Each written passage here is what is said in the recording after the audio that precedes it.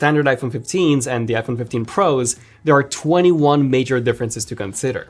Also, we've now revealed the final teaser for what we are launching. And yes, the launch is on September the 21st at 5 p.m. UK time. And we cannot wait to show you what we've been working on in the background. Comment down below if you have an idea of what we're launching, and you might win a special prize if you're right. Okay, so really the biggest difference between the standard and the Pro models is the 120Hz ProMotion displays that the Pro models have.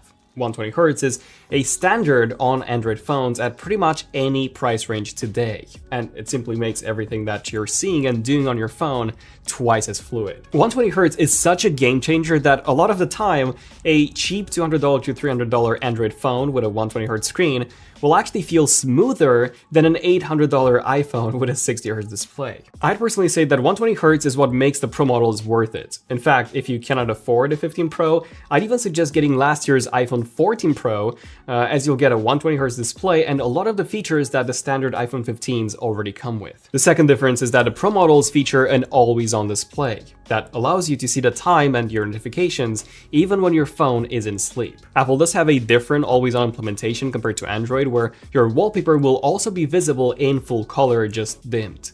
But if you don't like that, you can always disable it and have the classic black always-on display, or even disable it entirely if you wish. The best part about the always-on display is Standby, which turns your iPhone into a clock, a photo frame, or a smart home display while charging. This does work on the standard models too, it's just that you'll have to tap the display to get it to show the standby mode. Another advantage of the Pro models is that we get the new action button that replaces the mute switch, which you can customize and basically have it do anything. The only downside is that as of right now, you can only assign one action to it at one time. So if you configure it to, let's say, launch the camera, you won't be able to also mute your phone using it, and you'll have to do that from the control center. Another difference is the frame, which is made out of aluminum on the standard models compared to titanium on the Pro models.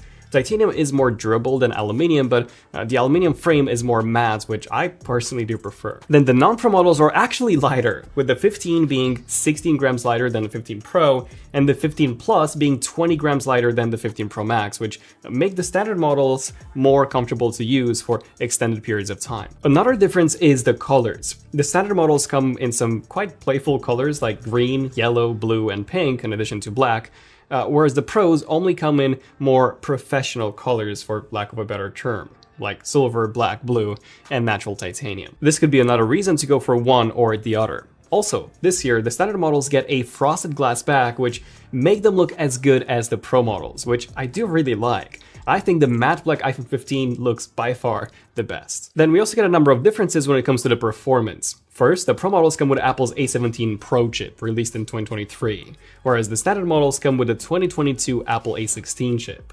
Now, they're both very fast, but the A17 Pro enables two additional features: ray tracing and AAA games. Yes, the Pro models can now play AAA console games like Resident Evil Village, Resident Evil 4, Death Stranding, and even the upcoming Assassin's Creed Mirage. So if you're big into mobile gaming, then the Pro models have a big advantage here. And the second performance difference is that we get more RAM on the Pro models, 8GB instead of 6, which should allow you to keep more apps open in the background without them having to reload so often. The Pro models also come with more storage. The base storage is the same on all of them, 128, with the exception of the Pro Max, which comes with 256, but also costs more. However, the top tier storage option is 1TB on the Pro models compared to 512 on the standard. Personally, I'd say 512 is more than enough for most people, but if you like taking a lot of photos and videos and also want to save big games like AC Mirage and have those on the go, then I can see why you might consider having a 1TB variant. Okay, so now let's talk about the camera differences. So even though both the standard models and the Pros have a 48 megapixel main sensor, those sensors are not the same. In fact, the standard models have a smaller sensor with pixel sizes of 2 microns compared to 244 on the Pro model.